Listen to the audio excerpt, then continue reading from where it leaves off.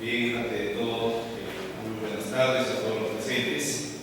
En primer lugar, debo agradecer a los estudiantes de esta prestigiosa universidad por la cordial invitación que me hicieron llegar desde hace más o menos cerca de un mes atrás, para ver la posibilidad de visitarlos, y siempre el hecho de que mientras Dios me dé salud y tenga esas ganas de poder difundir conocimientos, recorreremos todo nuestro territorio nacional, llevando siempre lo mejor que uno puede dar en esta vida, que es la transmisión de lo que nos sabe. Al mismo tiempo, quiero agradecer también a muchas personas que me siguen en los diversos eventos.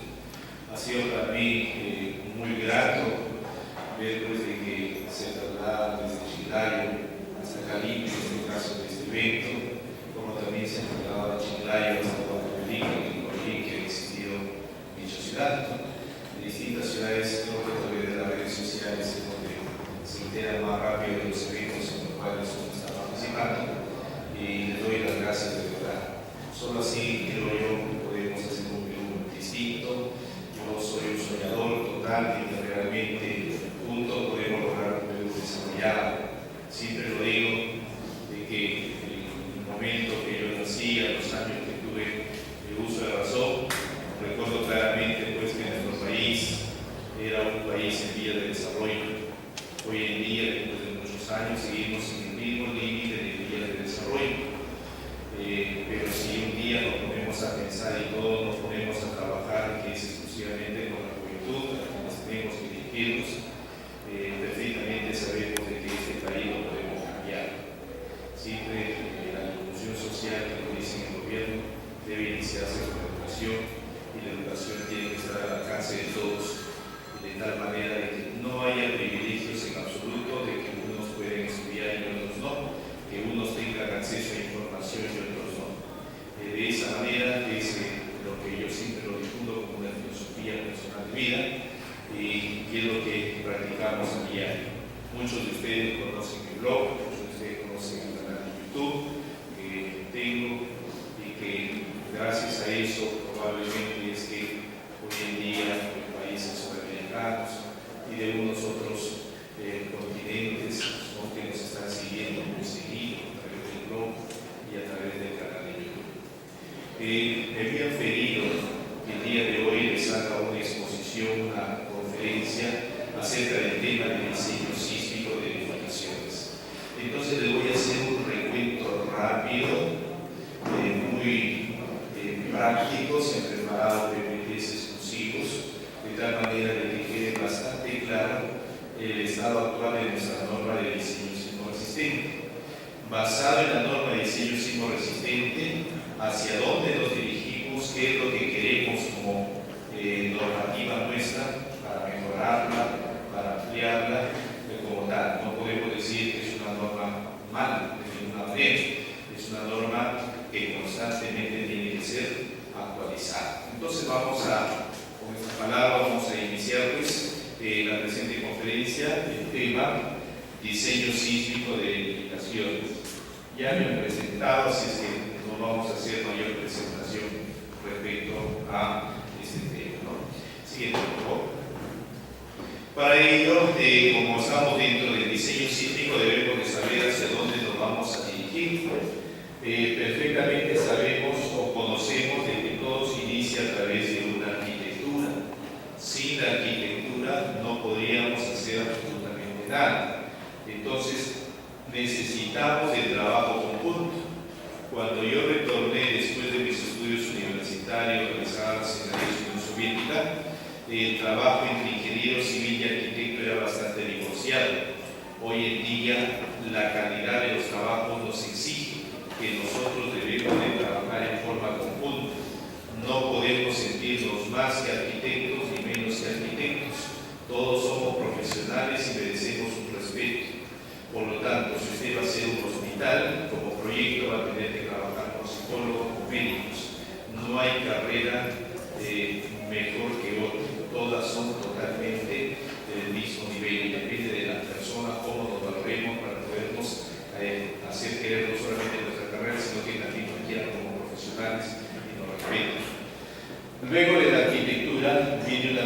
etapa que viene a ser la estructuración. Dentro de esta estructuración viene a ser cómo es que yo voy a plantar los elementos. Es decir, voy a empezar a distinguir si para una luz de 12 metros podría utilizar una viga de concreto armado o tendría que utilizar lo que es una viga preescorzada, ¿no? O tensada. Va a depender mucho de cómo es que yo voy a trabajar con las luces. Al mismo tiempo, si yo voy a utilizar albañilería, tendría que saber cuál debería ser la longitud límite para un confinamiento correcto. Si yo tengo una longitud de 6 metros entre columna y columna, ¿podría yo utilizar un muro de confinamiento o no sería factible? Entonces yo conozco que para que exista un buen confinamiento la longitud límite debería ser de 4,5. Entonces empiezo a estructurar. Estructurar significa plantar mis elementos pero con un conocimiento de funcionamiento, es decir, que trabaje bien. Una vez que yo hago mi estructuración, paso a una primera fase. Esta primera fase viene a ser el predimensionamiento. El predimensionamiento me va a indicar cuál va a ser el espesor del muro. Por decir, estamos en la ciudad de Lima, para tener un muro confinado y que sea portante, el espesor mínimo tiene que ser la altura sobre 20, ¿no? Lo mínimo que se exige. Entonces voy a tener que conocer la altura de acuerdo a la arquitectura y voy a obtener el espesor del muro. ¿Cómo es que voy a colocar? ¿De soga o de cabeza? Entonces empiezo yo ya a tener datos precisos a través de lo que es el predimensionamiento. Entonces un predimensionamiento viene a ser dimensiones iniciales que se están dando. Posterior al predimensionamiento ya se dividen en dos etapas. Una que vamos a hacer un metrado, ¿no?, por carga vertical, y el otro que vamos a hacer un metrado por carga lateral, carga de sismo. Para la carga de sismo, perfectamente nuestra norma nos distingue, nos dice, tienes que considerar el 100% de tu carga muerta más un porcentaje de tu carga viva.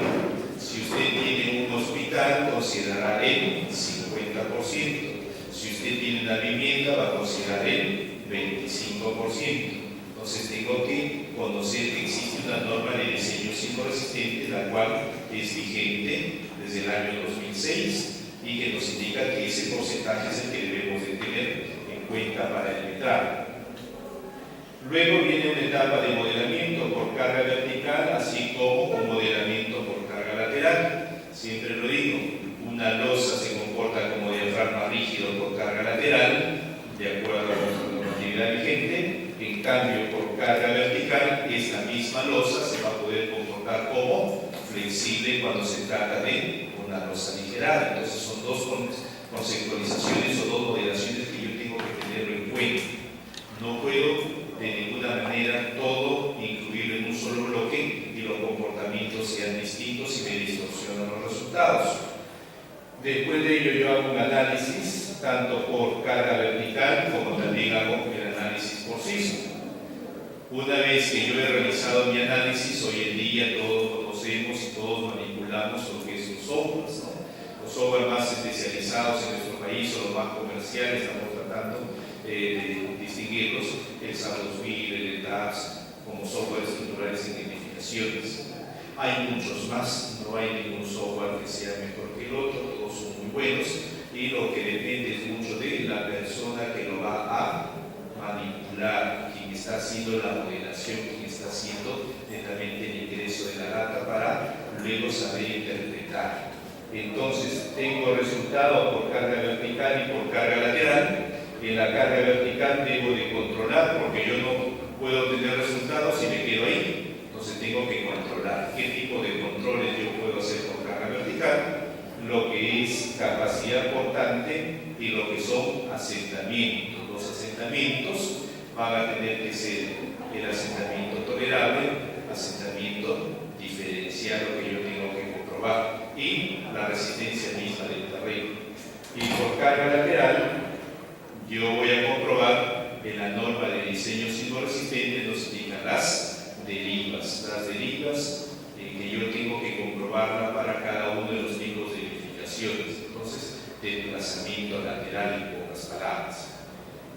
Si todo ello le sale ok, en ambos casos los 3 controles pasaré al diseño estructural, en el cual voy a hacer mis combinaciones, ¿no? Voy a hacer así la combinación de las 9 combinaciones que me indica la norma del concreto armado. Hago mis envolventes y obtengo mi cuantía de cero. Si no pasó ok, tendré que retornar de nuevo a la estructuración en uno u otro caso. Siguiente.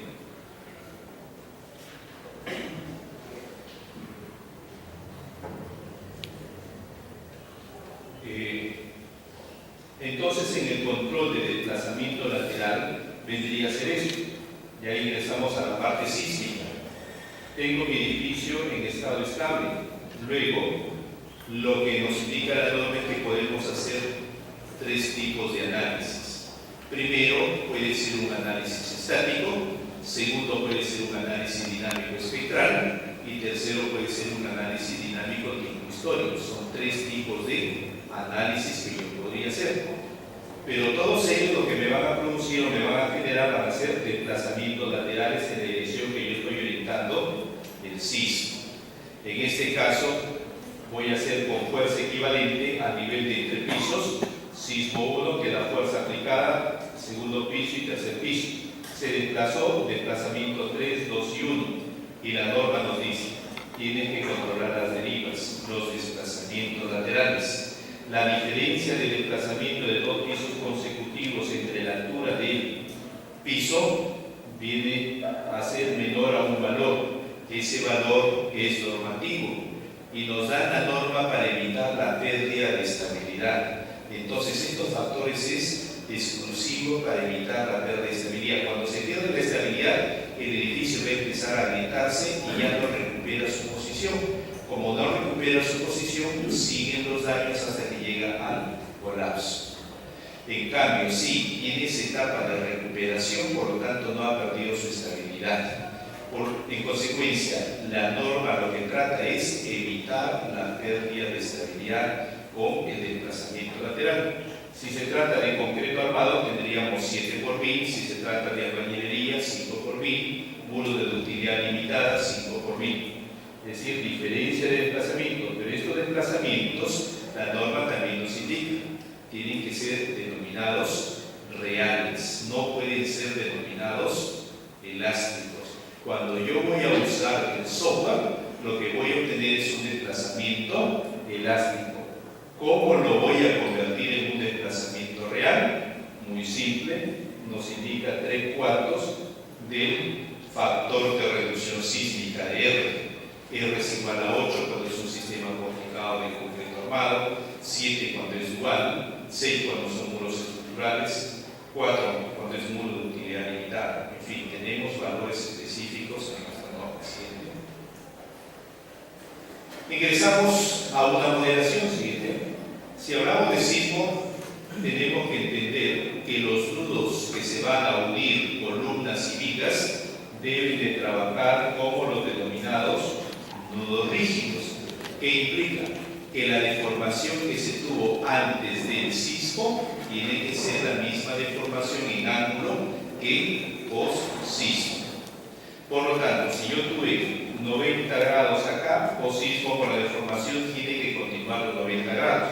Para ello se tiene que rigidizar porque es perfectamente conocido que la unión viga-columna es una unión rígida, ¿no? Es ahí donde se encuentra el acero longitudinal con el acero de la columna con el acero de la viga y se va a producir ese brazo rígido. Ese brazo rígido va a tener que ser colocado en las vigas, no 2 veces, puedo colocarlo una sola vez, ¿no? En vigas, y tiene que ser la mitad del espesor de la columna en esa dirección. Bien. Una vez asignados los brazos rígidos tanto en columnas vigas como en columnas sin invitación, se tiene que entender que las losas en un sismo van a trabajar como un diafragma rígido. ¿Qué implica un diafragma rígido? Que el movimiento de cada uno de estos nudos de la losa van a depender del movimiento del nudo maestro, que es el centro de masa. Eso viene a ser un diafragma rígido. Todo como una gran placa horizontal. Entonces, este centro de masa tiene 3 movimientos desplazamientos en X, Y, rotación en Z. Y tiene 3 restricciones que viene a ser desplazamiento en Z, rotaciones alrededor de X e Y. Tiene 6 grados, de los cuales 3 son de libertad y 3 son de restricciones. Estos grados de libertad corresponden fuerza en X, desplazamiento en X, fuerza en Y, desplazamiento en Y. Y como hay una excentricidad, me va a generar una torsión, una rotación. Siguiente. Luego tengo que ver las irregularidades. Estas irregularidades, la norma nos pide, debemos evaluar tanto en altura, que son 4 irregularidades, piso blando de masa geométrica vertical y discontinuidad de los sistemas resistentes. Siguiente. Y la irregularidad en planta, torsional penetrante y discontinuidad del diafragma. Entonces tengo que evaluar mi edificio regular o es irregular. Si se obtiene que el edificio en uno de esos casos viene a ser irregular, consecuentemente el R que habíamos hablado anteriormente tiene que ser factorado. Ese R viene a ser igual a 3/4 del R que es el regular. 3/4. Siguiente. Ingresamos rápidamente al análisis sísmico-estático. El análisis sísmico-estático nos indica ciertas limitaciones. Solamente se aplican para edificios regulares y cuando la altura sea menor a 45 metros. No se aplica para otro tipo de caso. Primero, iniciamos calculando el periodo fundamental. Entendemos que un periodo viene a ser el tiempo de duración para poder realizar un ciclo de movimiento. El periodo fundamental lo calculamos como la altura del edificio a partir del nivel 0, es decir, todo lo que esté enterrado no ingresa, consecuentemente se considera como un empotramiento perfecto a nivel 0 hacia abajo, sobre un coeficiente dependiente del sistema estructural. Si es aporticado vale 35, si es un sistema dual vale 45 y si es de muros estructurales o de albañilería vale 60. No olvidarse que la altura es del nivel 0 hacia arriba. Siguiente. Luego calculamos la cortante en la base, o conocida como cortante basal. La cortante basal depende de la zona sísmica, del uso o importancia de la edificación, del factor de amplificación sísmica, que va a depender de la calidad del terreno, del factor del suelo, del peso sísmico, que ya hablamos de que es no el 100% de la carga viva, sino un porcentaje, que tengo que considerarlo, más el 100% de la carga muerta, sobre el factor de reducción sísmica. Tanto el periodo fundamental como la cortante basal debo de hacerlo para ambas direcciones. No puedo hacerlo para una sola dirección, ambas direcciones. Puede ser que en un sentido tenga pórticos, en otro sentido tenga muros, por lo tanto los periodos son distintos, las cortantes también son distintas. Siguiente.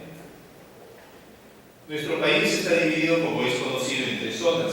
Lima, Z es igual a 0,4 y ha sido obtenido a través de un modelo probabilístico de recurrencia de sismos, con una excedencia que nos dice una probabilidad del 10%, con una excedencia de un periodo de retorno de 50 años. Siguiente.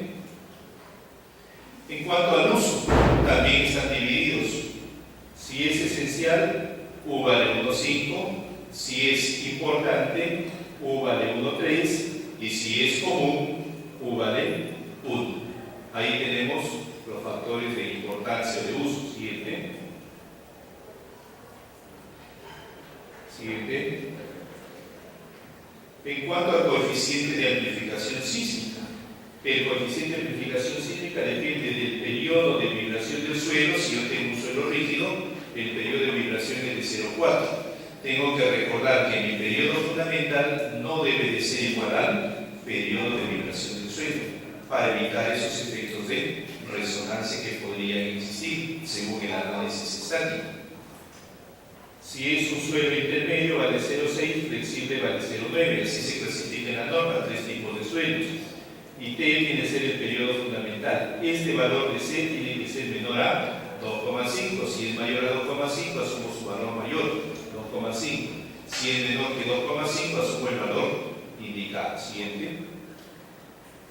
En cuanto al factor del suelo, S es igual a 1 cuando es un suelo rígido, 1,2 cuando es intermedio y 1,4 cuando es flexible. Siguiente. El factor de reducción sísmica habíamos indicado los valores ya tipificados, ¿no? Y si es una estructura irregular, consecuentemente debe ser los 3/4 del valor regular. Se castiga más. Siguiente. Como está en el denominador, se va a castigar más. Después se hace la distribución de las fuerzas para que generen los desplazamientos. Entonces voy a colocar las fuerzas. ¿Cómo calculo las fuerzas? Si el periodo fundamental es menor a 0,7 segundos, voy a utilizar la siguiente relación, que va a depender del peso sísmico por piso, la altura respectiva como brazo de palanca al nivel 0, sobre la sumatoria de todo lo que se va a tener por la constante basal. Siguiente.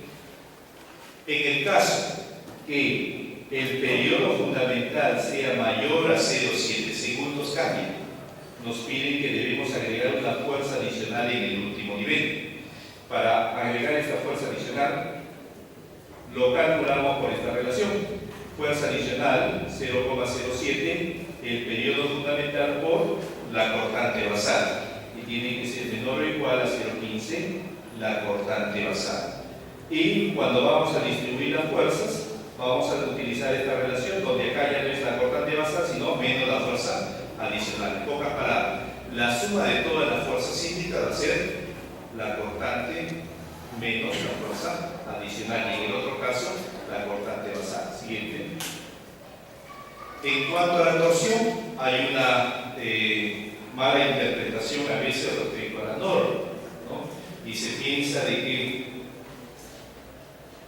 debo de leerlo en forma literal, ¿no? Forma literal. ¿Qué significa? La excentricidad nos dice que se considera 0,05 veces la dimensión del edificio en la dirección perpendicular a la acción de la fuerza. Y muchos lo que hacen es excentricidad en X y toman el 5% de la longitud en Y. Es algo erróneo. La norma acá lo declara E sub I y vuelve a sintetizarlo E sub I. La excentricidad accidental se refiere que si yo voy como fuerza en X, para que genere esa torsión va a ser multiplicado por la excentricidad en Y, por concepto de la estática, ¿no? Y si voy con fuerza en Y va a ser multiplicado por la excentricidad en X, más no nos está diciendo lo otro. Por lo tanto, tengo que considerar que la excentricidad en X, 5% de la longitud en esa dirección, excentricidad en Y, 5% de la longitud en esa dirección también en Y. Pero cuando va a trabajar, va a ser, cuando hay sismo en X, trabaja la excentricidad en Y, cuando hay sismo en Y, trabaja la excentricidad en X. ¿Siguiente? En el análisis dinámico, el espectral, en la segunda forma. En esta segunda forma, lo primero que debemos de entender es de que un sismo es un movimiento caótico y lo que necesitamos son obtenciones de periodos y de fuerzas de diseño.